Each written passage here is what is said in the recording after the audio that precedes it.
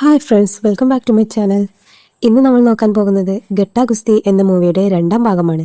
അപ്പോൾ അതിൻ്റെ ഒന്നാം ഭാഗത്തിൻ്റെ കഥ നോക്കുകയാണെങ്കിൽ, താൻ കല്യാണം കഴിക്കുന്ന പെൺകുട്ടി കുടുംബ വിളക്കായിരിക്കണം എന്ന് ആഗ്രഹിക്കുന്ന ഒരാൾ പെണ്ണ് കാണാൻ പോകുന്നു.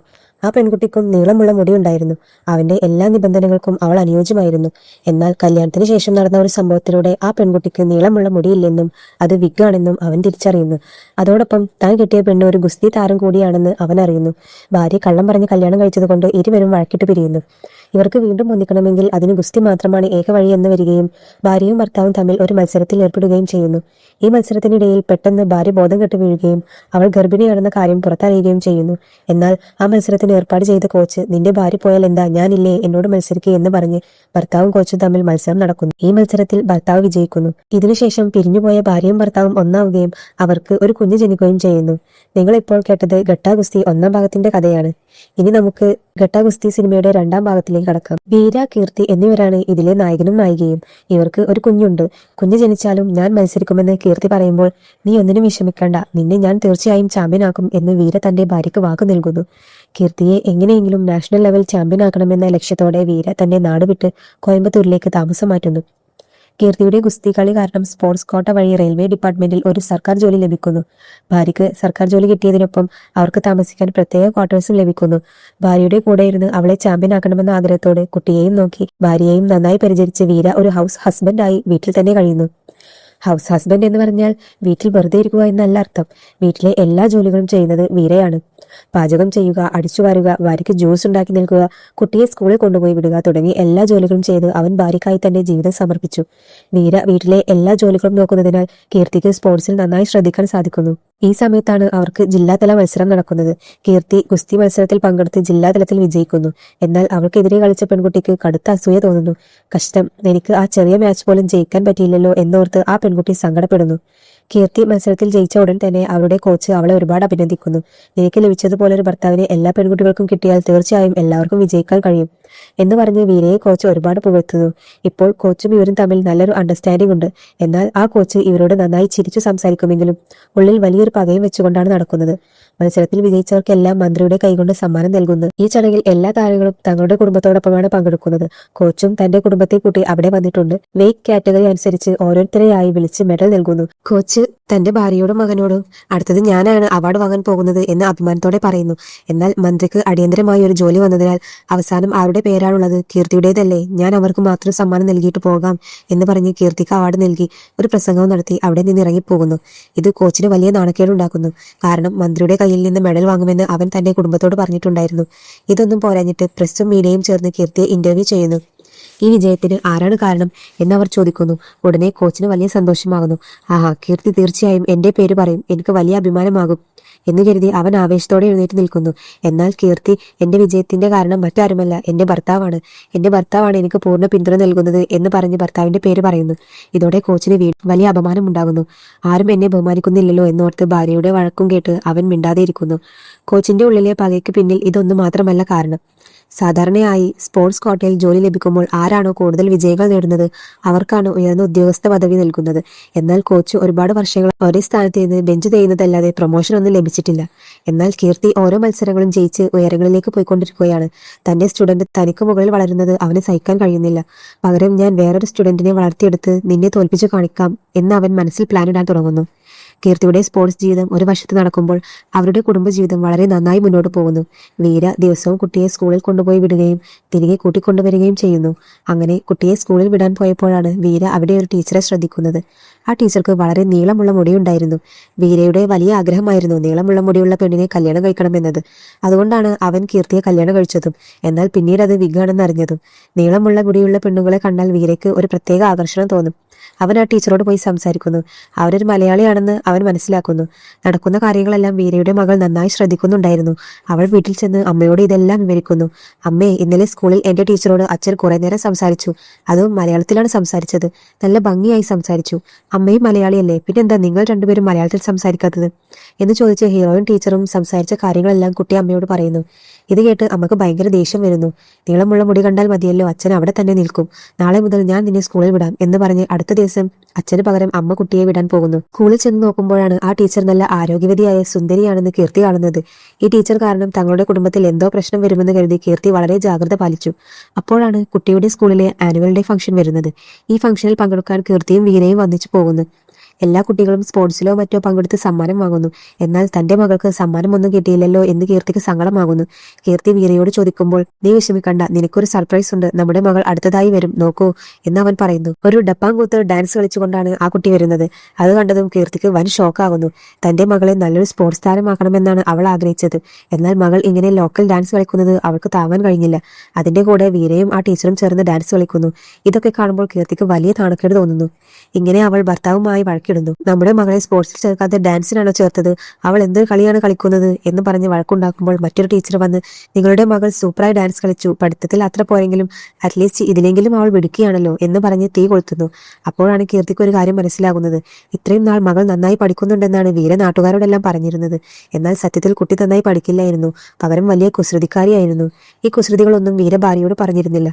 ഇപ്പോൾ ടീച്ചർ വന്ന് ഇതെല്ലാം പറഞ്ഞു കൊടുത്തതോടെ ഭാര്യയും ഭർത്താവും തമ്മിൽ വലിയ വഴക്കാകുന്നു. മകളെ എങ്ങനെ വളർത്തണമെന്നാണ് ഞാൻ ആഗ്രഹിച്ചത്, അവൾ ഇത്ര മണ്ടിയാണോ, ഇനി മുതൽ അവളുടെ ചുമതല ഞാൻ ഏറ്റെടുക്കുന്നു, നാളെ മുതൽ മകളെ ഞാൻ നോക്കും, അവൾ ഇനി എന്റെ കൺട്രോളിലാണ് എന്ന് പറഞ്ഞ് അച്ഛന്റെ കൺട്രോളിലായിരുന്ന കുട്ടി അമ്മയുടെ കൺട്രോളിലേക്ക് മാറുന്നു.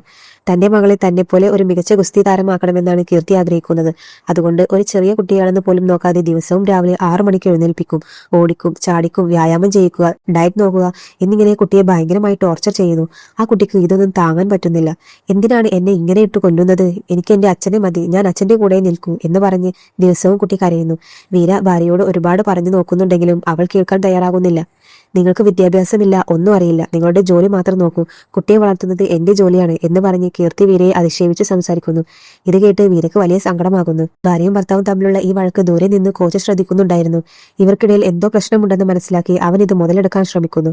അവൻ വീരയെ വിളിച്ച് എന്താണ് പ്രശ്നമെന്ന് ചോദിക്കുമ്പോൾ, ഈയിടെയായി കീർത്തിക്ക് ഭയങ്കര ദേഷ്യമാണ്, അതെന്തുകൊണ്ടാണെന്ന് അറിയില്ല എന്ന് വീര പറയുന്നു. ആഹാ, ഇതാണ് എനിക്ക് കിട്ടിയ അവസരം എന്ന് കരുതി കോച്ച് വീരയുടെ മനസ്സിൽ തീ കോരിയിടുന്നു.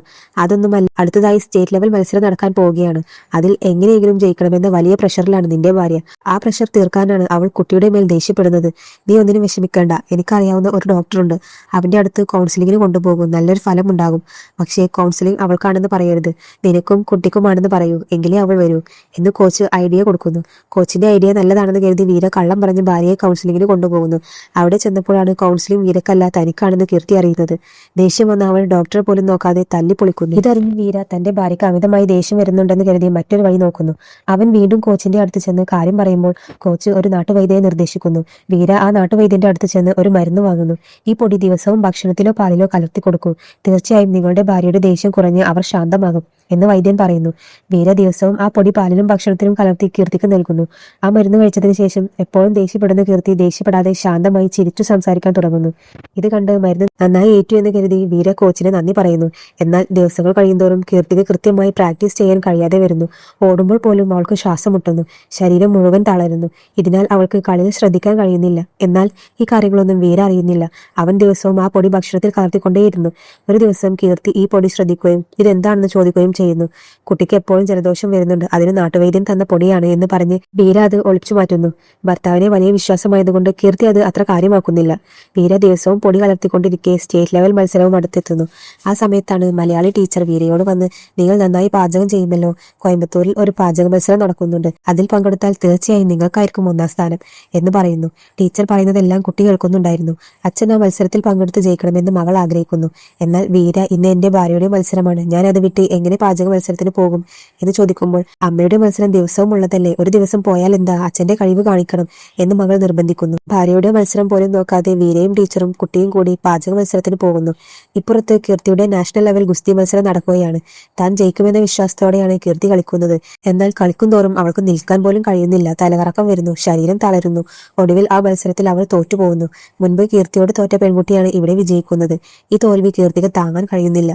താൻ എങ്ങനെ തോറ്റു, തനിക്ക് എന്താണ് പറ്റിയത് എന്ന് അവൾക്ക് മനസ്സിലാകുന്നില്ല. അപ്പോഴാണ് കോച്ചിന്റെ കയ്യിൽ ഒരു മെഡിക്കൽ റിപ്പോർട്ട് വരുന്നത്. അത് കണ്ട് അവൻ ഞെട്ടൽ അഭിനയിച്ച്, അയ്യോ, ഇങ്ങനെ വരാൻ വഴിയില്ലല്ലോ കീർത്തി, നിന്റെ രക്തത്തിൽ എന്തോ ഉത്തേജകം വരുന്നുണ്ടെന്നാണ് റിപ്പോർട്ട് വന്നിരിക്കുന്നത് എന്ന് പറഞ്ഞ് വലിയൊരു ബോംബ് പൊട്ടിക്കുന്നു. ആ ഉത്തേജക മരുന്ന് മറ്റൊന്നുമായിരുന്നില്ല, വീര ഭാര്യയുടെ ദേഷ്യം കുറയ്ക്കാൻ ദിവസവും ഭക്ഷണത്തിൽ കലർത്തി നൽകിയ ആ പൊടിയായിരുന്നു. ആ പൊടി കാരണമാണ് കീർത്തിക്ക് തലകറക്കവും താഴ്ചയും ഉണ്ടായതും അവൾ മത്സരത്തിൽ തോറ്റതും. കീർത്തിയുടെ ശരീരത്തിൽ സ്റ്റിറോയിഡ് ഉണ്ടെന്ന് അറിഞ്ഞ കോച്ച് ആരായിരിക്കും ഇത് ചെയ്തത്, നീ പുതിയതായി എന്തെങ്കിലും ഗുളികയോ ഭക്ഷണമോ കഴിച്ചോ എന്ന് ചോദിച്ച് മനഃപൂർവ്വം സംശയമുണ്ടാക്കുന്നു. അപ്പോഴാണ് കീർത്തി ഒരു കാര്യം ആലോചിക്കുന്നത്. കിച്ചണിൽ വെച്ച് വീരയോട് ഈ പൊടിയെക്കുറിച്ച് ചോദിച്ചപ്പോൾ അവൻ കള്ളം പറഞ്ഞത് അവൾ ഓർക്കുന്നു. അപ്പോൾ തീർച്ചയായും ഇതിന് പിന്നിൽ അവനായിരിക്കുമെന്ന് കരുതി അവൾ ആ പൊടി ലാബ് ടെസ്റ്റിന് അയക്കുന്നു. ടെസ്റ്റ് റിപ്പോർട്ട് വന്നപ്പോൾ അതിൽ മയക്കുമരുന്ന് കലർന്നിട്ടുണ്ടെന്ന് തെളിയുന്നു. വീര എന്തിനാണ് ഇത് ചെയ്തതെന്ന് കീർത്തി ചിന്തിക്കുന്നു. കുറച്ചു ദിവസം മുൻപ് മകളെ ടോർച്ചർ ചെയ്തപ്പോൾ വീര പറഞ്ഞിരുന്നു, നീ ഒരു ദിവസം തോൽക്കുമ്പോൾ മാത്രമേ ആ വേദന എന്താണെന്ന് മനസ്സിലാകൂ എന്ന്. അപ്പോൾ താൻ മനഃപൂർവ്വം തോൽക്കാൻ വേണ്ടിയാണ് വീര ഇത് ചെയ്തതെന്ന് കീർത്തി ഉറപ്പിക്കുന്നു. കൂടാതെ തന്റെ മത്സരം കാണാൻ വരാതെ അവൻ ടീച്ചറുടെ കൂടെ പോയതും അവളുടെ സംശയം വർദ്ധിപ്പിക്കുന്നു. വീര എല്ലാം കഴിഞ്ഞ് വീട്ടിലെത്തുമ്പോൾ അവിടെ വലിയ വഴക്കാകുന്നു. ഈ പൊടിയിൽ മയക്കുമരുന്നുണ്ടെന്ന് തെളിഞ്ഞു. നീയാണിത് എനിക്ക് തന്നത്. ഞാൻ തോൽക്കണമെന്ന് നിനക്ക് അത്രയ്ക്ക് ആഗ്രഹമുണ്ടായിരുന്നു. ഞാൻ നിന്നെ എത്രമാത്രം വിശ്വസിച്ചു. അതുകൂടാതെ ഇന്ന് എന്റെ മത്സരം കാണാൻ വരാതെ ആ ടീച്ചറുടെ കൂടെ പോയി അടിച്ചു പൊളിച്ച് നടക്കുകയാണല്ലേ എന്ന് ചോദിച്ച് വഴക്ക് വലുതാകുന്നു. നാട്ടുകാരും വീരയെ കുറ്റപ്പെടുത്തുന്നു.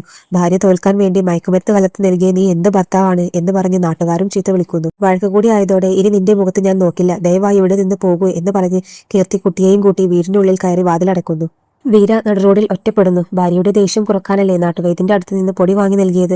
അതിൽ ഇത്രയും വലിയ ചതിയുണ്ടെന്നറിയാതെ അവൻ അനാഥനായി നിൽക്കുന്നു. വഴിയില്ലാതെ അവൻ തന്റെ സ്വന്തം നാട്ടിലേക്ക് മടങ്ങുന്നു. നാട്ടിൽ ചെന്ന് നടന്ന കാര്യങ്ങളെല്ലാം തന്റെ കരുണ മാമനോട് പറയുന്നു. മാമൻ വലിയ പുരുഷാധിപത്യ ചിന്താഗതിയുള്ള ആളാണ്. ഭാര്യയെ അടക്കി നിർത്തണമെന്ന് പറയുന്ന ആളാണ്. നിന്റെ ഭാര്യ നിന്നെ വീട്ടിൽ നിന്ന് ഇറക്കി വിട്ടല്ലേ, അവളെ വെറുതെ വിടരുത് എന്ന് പറഞ്ഞ മാമൻ വീരയെ വീണ്ടും ഉരസിപ്പിച്ചു വിടുന്നു. എന്നാൽ ഭാര്യയും ഭർത്താവും വഴക്കിട്ടെങ്കിലും ആ കുട്ടിക്ക് അച്ഛനോടായിരുന്നു സ്നേഹം. കാരണം അച്ഛനാണ് ദിവസവും അവളെ നോക്കിയിരുന്നത്. അമ്മയുടെ പാചകം കുട്ടിക്ക് ഒട്ടും ഇഷ്ടമല്ലായിരുന്നു. ഉണ്ടാക്കുന്ന ഇഡ്ഡലി കല്ലുപോലെയായിരുന്നു. കറിയും ഉണ്ടാക്കില്ല, വെറും പഞ്ചസാര കൂട്ടി കഴിക്കാൻ പറഞ്ഞ് നിർബന്ധിക്കുമായിരുന്നു. അതുകൊണ്ട് എങ്ങനെയെങ്കിലും അച്ഛന്റെ അടുത്ത് പോകണമെന്ന് കുട്ടി ആഗ്രഹിക്കുന്നു. ദിവസവും അമ്മ കാണാതെ കുട്ടി അച്ഛനെ ഫോൺ വിളിച്ച് സംസാരിക്കുന്നു. കീർത്തി ഇത് കണ്ട് പിടിച്ച് ഇനി അച്ഛനോട് സംസാരിക്കരുതെന്ന് കർശനമായി വിലക്കുന്നു. എന്നാൽ ഇതൊന്നും വകവയ്ക്കാതെ വീര ദിവസവും കുട്ടിയെ കാണാൻ സ്കൂളിൽ വരികയും താൻ പാകം ചെയ്ത ഭക്ഷണം കുട്ടിയെ ഊട്ടുകയും ചെയ്യുന്നു. ഒരു ദിവസം കുട്ടി അച്ഛനോട്, എനിക്ക് അമ്മയുടെ കൂടെ ഇരിക്കാൻ ടെൻഷനാണ്, എന്നെ എവിടെയെങ്കിലും പുറത്തു കൊണ്ടുപോകൂ എന്ന് ആവശ്യപ്പെടുന്നു. മകൾ ആഗ്രഹിച്ചതുകൊണ്ട് വീര മലയാളി ടീച്ചറോട് അനുവാദം ചോദിച്ച് ഭാര്യ അറിയാതെ മകളെ പുറത്തു കൊണ്ടുപോകുന്നു. ആ സമയം കീർത്തിക്ക് മകളെ ഓർത്ത് വിഷമം തോന്നി സ്കൂളിൽ ചെല്ലുമ്പോൾ മകളെ കാണാനില്ല. ടീച്ചർമാർ പരിഭ്രാന്തരാകുന്നു. കീർത്തി പോലീസ് സ്റ്റേഷനിൽ പരാതി നൽകാൻ ഒരുങ്ങുമ്പോൾ വീര കുട്ടിയുമായി വരുന്നു. വീരയുടെ കൂടെ മകളെ കണ്ടതും കീർത്തിക്ക് ഭയങ്കര ദേഷ്യം വരുന്നു. അവൾ കുട്ടിയെ ദേഷ്യത്തോടെ തല്ലുന്നു. എന്നാൽ കുട്ടി ഞാൻ വരില്ല, ഞാൻ അച്ഛന്റെ കൂടെ നിൽക്കൂ എന്ന് വാശി പിടിക്കുന്നു. കീർത്തി കുട്ടിയെ തല്ലുന്നത് കണ്ട് സഹിക്കാനാവാതെ വീര കീർത്തിയുടെ കർണത്തടിക്കുന്നു. എല്ലാവരുടെയും മുന്നിൽ വെച്ച് അടി കിട്ടിയതോടെ കീർത്തിക്ക് വലിയ അപമാനമാകുന്നു. അവൾ അവിടെ നിന്ന് പിണങ്ങിപ്പോകുന്നു. കുട്ടി അച്ഛന്റെ കൂടെ നിന്നു. കീർത്തി തന്റെ അമ്മയുടെ വീട്ടിൽ ചെന്ന് ഡിവോഴ്സ് നോട്ടീസ് അയക്കുന്നു. വീര തന്റെ നിരപരാധിത്വം തെളിയിക്കാൻ ആ നാട്ടുവൈദ്യനെ തിരഞ്ഞുപോയി. അവൻ എപ്പോഴും പോകാറുള്ള ഒരു ക്ഷേത്രത്തിൽ വെച്ച് വീര അവനെ പിടികൂടി തല്ലി ചോദ്യം ചെയ്യുമ്പോൾ, ഇതെന്റെ തെറ്റല്ല, കോച്ച് പറഞ്ഞിട്ടാണ് ഞാൻ ഇതെല്ലാം ചെയ്തത് എന്ന് വൈദ്യൻ സത്യം പറയുന്നു. കോച്ചാണ് തന്റെ ജീവിതം തകർത്തതെന്ന് അറിഞ്ഞ് വീര കോച്ചിനെ പോയി തല്ലി ചതയ്ക്കുന്നു. എന്നാൽ കോച്ച് ഇതിനകം തന്നെ കീർത്തിയോട് കള്ളം പറഞ്ഞിട്ടുണ്ടായിരുന്നു. വീര തന്നെ തല്ലി ഭീഷണിപ്പെടുത്തി കള്ളസാക്ഷി പറയിക്കുകയാണെന്ന് അവൻ കീർത്തിയെ വിശ്വസിപ്പിക്കുന്നു. അതുകൊണ്ട് വീരയ്ക്ക് തന്നെ നിരപരാധിത്വം തെളിയിക്കാൻ കഴിയുന്നില്ല. കേസ് കോടതിയിലെത്തുന്നു. കീർത്തിക്ക് ഡിവോഴ്സ് വേണം. എന്നാൽ വീരയ്ക്ക് താല്പര്യമില്ല. വീര മയക്കുമരുന്ന് നൽകി തന്നെ തോൽപ്പിച്ചെന്നും മറ്റൊരു ടീച്ചറുടെ കൂടെ നടക്കുകയാണെന്നും കീർത്തി കോടതിയിൽ വാദിക്കുന്നു. താൻ ദേഷ്യം കുറക്കാനാണ് മരുന്ന് നൽകിയതെന്നും ടീച്ചറെ മോശം ഉദ്ദേശത്തോടെ അല്ല കണ്ടതെന്നും വീര തന്റെ ഭാഗം വ്യക്തമാക്കുന്നു. ജഡ്ജിക്ക് വലിയ ആശയക്കുഴപ്പമുണ്ടാവുന്നു. കുട്ടി ആരുടെ കൂടെ നിൽക്കണമെന്ന് തീരുമാനിച്ച ശേഷം ഡിവോഴ്സ് നൽകാമെന്ന് ജഡ്ജി പറയുന്നു. കുട്ടി അച്ഛന്റെ കൂടെ നിൽക്കണമെന്ന് വാശി പിടിക്കുന്നു. വീരയ്ക്ക് കീർത്തിയെയും വേണം. അപ്പോൾ കരുണമാമൻ ഒരു വെല്ലുവിളി ഉയർത്തുന്നു. നീ വലിയൊരു ഗുസ്തിക്കാരിയായിരിക്കാം, എന്നാൽ എന്റെ മരുമകനും ഗുസ്തിക്കാരനാണ്. ധൈര്യമുണ്ടെങ്കിൽ അവനോട് മത്സരിച്ച് ജയിക്കൂ എന്ന് അവൻ പറയുന്നു. ഇതൊരു നല്ല മത്സരമായിരിക്കുമെന്ന് കരുതി കോടതി അതിന് അനുവാദം നൽകുന്നു. മത്സരത്തിൽ കീർത്തി ജയിച്ചാൽ കുട്ടി അവൾക്ക് ലഭിക്കും. വീര ജയിച്ചാൽ കീർത്തി എല്ലാം മറന്ന് വീരയുടെ കൂടെ ജീവിക്കണം. ഇതാണ് അവസാന ഡേൽ. ജഡ്ജി തന്നെയാണ് ഈ മത്സരത്തിന് നേതൃത്വം നൽകുന്നത്. മത്സരത്തിൽ ആദ്യം 20 പോയിന്റ് എടുക്കുന്നയാൾ ജയിക്കും. കീർത്തി മികച്ച രീതിയിൽ കളിച്ച് 19 പോയിന്റ് വരെ നേടുന്നു. വീരയ്ക്ക് നാഷണൽ ചാമ്പ്യനായ കീർത്തിയോട് പിടിച്ചു നിൽക്കാൻ കഴിയുന്നില്ല. അവൻ പലതവണ മണ്ണിൽ വീഴുന്നു. എന്നാൽ മകൾ അച്ഛൻ ജയിച്ചാലേ അമ്മ നമ്മുടെ കൂടെ വരൂ, നമ്മൾ ഒന്നിച്ച് ജീവിക്കൂ എന്ന് പറയുന്നത് കേട്ട് വീര കഷ്ടപ്പെട്ട് ജയിക്കാൻ ശ്രമിക്കുന്നു. വീരയ്ക്ക് വെറും 4 പോയിന്റ് മാത്രമാണ് ഉണ്ടായിരുന്നത്. അവനൊരു തന്ത്രം പ്രയോഗിക്കുന്നു. കീർത്തിയെ തൊടുമ്പോഴെല്ലാം അവൻ അവൾക്ക് ഉമ്മകൾ നൽകുന്നു. ഉമ്മ നൽകുമ്പോൾ അവൾക്ക് നാണം വരികയും മത്സരത്തിൽ ശ്രദ്ധിക്കാൻ കഴിയാതെ വരികയും ചെയ്യുന്നു. ഈ തന്ത്രം ഉപയോഗിച്ച് ഡിഫൻസ് ചെയ്യുമ്പോഴെല്ലാം വീര ഉമ്മകൾ നൽകി പോയിന്റുകൾ നേടി 19 പോയിന്റിലെത്തുന്നു. ഇപ്പോൾ ഇരുവർക്കും 19 പോയിന്റ് വീതമുണ്ട്. അവസാന പോയിന്റിനായി ഇരുവരും അടുക്കുമ്പോൾ കീർത്തി പെട്ടെന്ന് തല കറങ്ങി വീഴുന്നു. വീര വീണ്ടും എന്തെങ്കിലും മരുന്ന് നൽകിയോ എന്ന് എല്ലാവരും സംശയിക്കുന്നു.